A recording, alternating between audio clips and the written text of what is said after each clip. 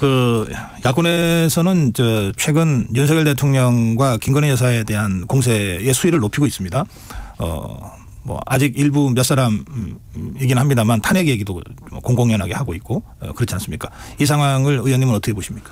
뭐 예견된 상황이었고 예견된 수순이라고 하는데 그 정도가 지나치다라고 봅니다. 네. 사실 뭐 야권이 처음부터 끝까지 뭐 모든 특검을 주장하는 것도 사실은 결국 특검 이후에 탄핵을 위한 그런 일종의 뭐 일종의 그런 어떻게 보면 그 전 단계로 주장하는 부분이 많이 있고요. 네. 뭐 최상병 특검만 해도 사건의 경위라든지 앞으로 재발 방지를 위해서 이런 일이 있어서는 안 되지 않겠습니까? 그래서 왜 사고가 났는지에 대한 그런 관심보다는 뒷단에 이 처리 과정에 있어서 대통령의 개입 부분에만 관심을 갖고 있다든지 김건희 여사 특검법도 이제는 특별검사를 야당이 지정하겠다는 것을 넘어서 영장전담 판사도 지정하겠다고 하는 소위 뭐 판사까지 지정하겠다는 네. 그런 좀 어이없는 법안이 제출되는 걸 보면서 더불어민주당 이성윤 의원이 네, 맞습니다. 김건희 여사 종합특검법이라고 이름을 네, 붙여서 예, 예. 그 법의 내용이죠. 예, 그 법의 내용이죠. 이렇게 보면은 그 정도가 지나치다고 보고요. 그리고 이제 그걸 탄핵을 이야기를 하는데 저는 사실은 대한민국이 이 탄핵이란 절차를 한 번이라도 가졌다는 점이 참으로 우리가 다시는 있어서는 안 된다는 교훈을 줬다고 생각을 합니다. 그래서 이 야당의 이러한 이 뭐 탄핵을 유도하는 이런 우리의 정쟁에 대해서는 단호하게 네. 대응을 해야 된다 이렇게 생각합니다. 야권이 탄핵을 입버릇처럼 얘기한다 이런 표현도 쓰셨던데요. 네. 그러면서 만약에 그렇게 따지면 김정숙 여사 뭐 문재인 대통령이야말로 탄핵의 대상이었다 이런 취지의 발언도 하셨습니까? 네 그렇습니다. 뭐 얼마나 많습니까? 도보다리의 USB는 뭐 어떤 내용이 들었을까부터 시작을 네. 해서 뭐 예컨대 남북관계 이슈를 보면 우리 강제로 이 대한민국으로 들어온 그 북한의 귀순 주민 2사람을 강제 북송한 거. 뭐 제가 이제 남북관계 어제 오물풍선이 있어서 주로 네. 말씀을 드리는데요. 정말 뭐 이런 논리라면 셀 수 없을 만큼 많은 특검거리가 있었겠죠. 그런데 야당의 지금 특검의 공세는 지나치다. 네. 결국 이 탄핵이라는 건 헌정질서에 보면요. 헌법에 보면 대통령은 어떻게 돼 있습니까? 내란, 외환의 죄를 짓지 않고는 형사소추를 당할 네. 수 없다. 이렇게 돼 있습니다. 그렇다면 거기에 준해서 탄핵도 그거보다도 더 심한 또는 적어도 그 정도의 죄를 범했을 때 탄핵의 대상이 될 텐데요.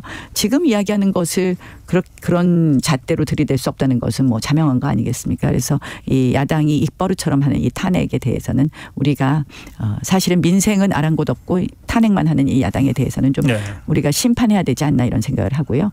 지금 문제는 대통령 탄핵뿐만 아니라 뭐 방통위원장 탄핵부터 시작해서 예. 예전에 이미 행안부 장관 탄핵을 해서 얼마나 오랫동안 행안부 장관이 공백 상태로 있었습니까? 예, 직무정지로 인한 공백 상태가 계속되었죠. 그런데 요새는 또 이제 그다음 뭐 방통위원장 탄핵부터 여러 가지를 언급하고 있는데요. 방통위원장 탄핵은 또 사실 그다음 보면 언론을 압박하겠다는 거 네. 그런 또 의도가 있거든요. 그래서 지금 야당이 뭐 말은 민생 하지만 결국 22대 국회도 21대 최악의 국회라고 하는 21대 국회보다 더 할 것 아닌가 하는 생각이 들어서 사실은 당선된 이후로 계속 머리도 아프고 어깨가 무겁더라고요. 네. 예, 국민의힘 쪽에서는 그 조국혁신당의 조국 대표가 주장한 임기 단축 개헌 그것도 변형된 탄핵안이다 이렇게 비판하고 나섰더라고요. 네. 당연히 그렇다고 봅니다. 사실 현 대통령에 대한 임기 단축을 함부로 말을 하는 것 자체가 사실은 있을 수 없는 일인데 왜냐하면 이제 대통령을 뽑아준 국민들에 대한 그건 또 약속이기도 하거든요. 헌법상의 약속인데 이 임기 단축 개헌은 결국은 탄핵을 개헌으로 포장한 것에 다름이 없다 이렇게 봅니다. 그런데 의원님 그 편집인 협회 토론에서 그 임기 단축까지 포함해서 모든 걸 열어놓을 수 있다 이런 취지의 발언을 했다고 보도가 됐어요.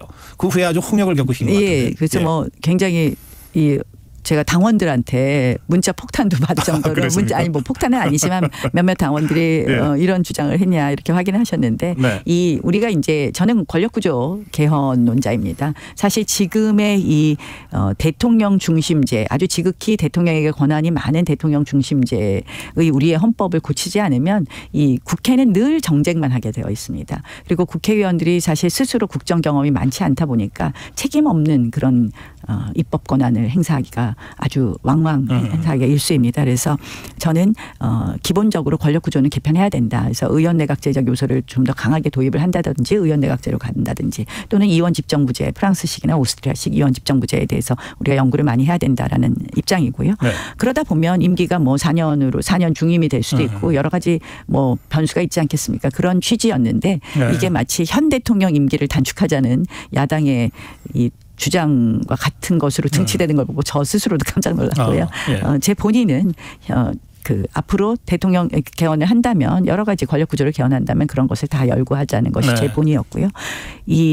그 권력 구조 개헌뿐만 아니라 저는 사실 20대 국회에서 선거구제도 이제는 좀 고쳐야 되지 않느냐. 네. 제가 20대 국회에서 정말 패스트트랙 재판 아직도 받고 있는데요. 예. 네, 패스트트랙 그게 뭐 민주당이 강제로 선거구제를 합의 없이 유일하게 통과한 법이 그 법인데요. 네네. 여러분들 뭐 연동형 비례제로 인해서 어느 정당인지 모르고 35개의 정당이 적혀 있는 투표용지에 투표하시냐고 고생도 하신 이 연동형 비례제를 없애는 것은 물론이고 네. 우리가 지역구 득표율은 45.1%인데요. 의석수는 지역구 의석수가 35.4%밖에 안 됩니다. 예. 결국 표에 따른 민심을 제대로 반영하지 못하는 이 선거구제, 중대선거구제와 초선거구제 혼용 이런 네. 부분을 저희가 그런 쪽으로 이제는 선거구제도 개편해야 된다. 이것이 저의 소신입니다. 어떤 경우에도 현 윤석열 대통령의 임기를 단축하자 이런 주장은 아니다. 예. 그 주장은 저희가 함부로 할 수가 없는 것이죠. 알겠습니다. 네. 예. 전당대회 출마하십니까? 아직까지도 마음을 정하지 못했고 아직은 고민할 때가 아니다라고 생각을 합니다. 아예 고민 자체를 안 하고 있습니까? 사실 제가 출마하느냐 안 하느냐에 대한 그 고민을 깊이 하고 있지는 않습니다.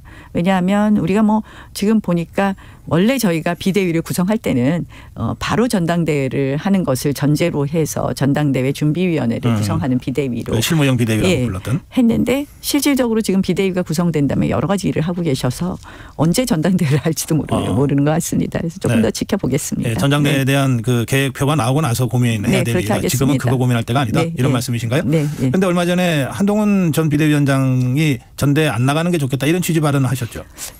저는 일종의 저의 이런 제안, 어드바이스 이런 거였는데요. 그것도 결국 기사는 견제 이렇게 나오길래 이제 더 이상 거기에 대해서 언급 안 하려고 합니다.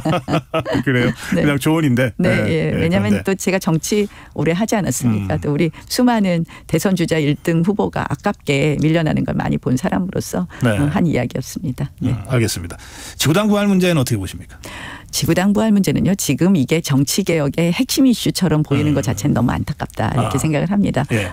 저는 일단 지구당 문제가 사실상 우리가 핸드폰 지구당 안 된다. 원외당협위원장을 한 사람으로서 이 음지에 있었던 사실상의 지구당을 양지화 그러니까 음성적인 것을 양성화한다는 의미에서의 지구당 부활에 대해서는 찬성을 하나 역시 이것이 돈 먹는 하마 같은 구조가 되는 지구당 부활에 대해서는 우리가 반드시 조심해야 될 부분이 있다. 지구당은 없애놓고 편법으로 다 사실상 운영하고 있는 이거 공식화시키자 이런 취지의 말씀이군요. 그리고 특히 핸드폰 그래서 사실은 당에서 당무감사 평가할 때요. 네. 핸드폰 지구당이야. 그럼 엄청 감점하거든요. 그래요. 알겠습니다. 예. 원구성 협상이 난항인데 한 말씀 해 주신다면.